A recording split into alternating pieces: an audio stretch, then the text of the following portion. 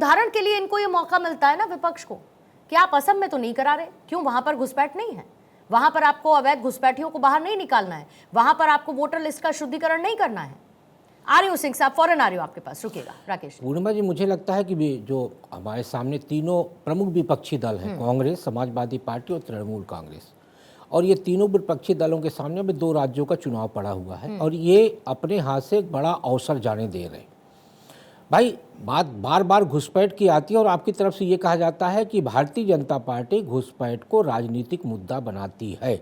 तो आपको तीनों राजनीतिक दलों को और खासकर इंडी गठबंधन के अन्य दलों को एक साथ मिलकर भारत सरकार पे इस बात का दबाव बनाना चाहिए कि जो भी घुसपैठिए हैं उनको चिन्हित करके तुरंत भारत के बाहर ले जाइए, तो अपने आप उनका मुद्दा खत्म हो जाएगा।